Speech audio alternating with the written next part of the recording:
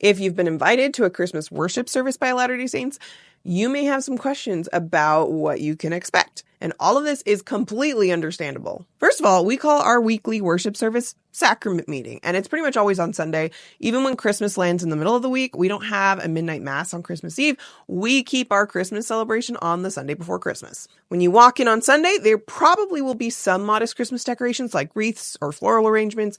It's usually pretty simple though. You sit down in your seat, and sacrament meeting starts when one of the congregation's leaders gets up and announces the order of events in that day's service. Then we sing a congregational hymn together, usually a Christmas carol, and a volunteer member of the congregation will go up and offer a prayer to formally begin our worship. Feel free to join us in both the singing and the praying. For prayer, we usually fold our arms and close our eyes as we quietly listen. We haven't even gotten to the real Christmas celebration yet, but this next part is the most important: receiving the sacrament of the Lord's Supper.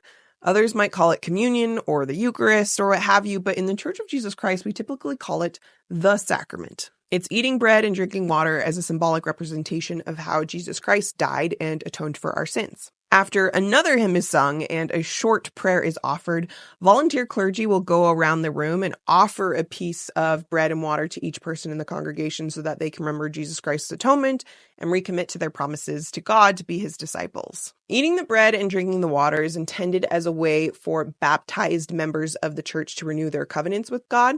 But it's also about remembering Jesus, which anyone can do. So if you're just visiting, you can choose to partake when the tray is passed to you if you want. There's no rules against that, but no pressure either way. After the administration of the sacrament is the Christmas program. On a normal Sunday, we'd have a series of sermons after the sacrament, but for Christmas, we make it a special musical celebration of Jesus Christ. Here's a funny thing. We don't actually have a prescribed formula for what this Christmas program looks like. I very often see a narration of a story, like the nativity story, interspersed with songs performed by various volunteers in the congregation. So one person might get up and start reading from Luke 2, pausing at key moments for a violin performance of a Christmas carol, or for the children to come up and sing a song about Mary and Joseph, or for a choir to sing about the angels and the shepherds. Every congregation does it differently, even from year to year. So sometimes it might be a narration of the nativity story. Sometimes it might be a series of mini sermons about the meaning of Christmas interspersed with songs.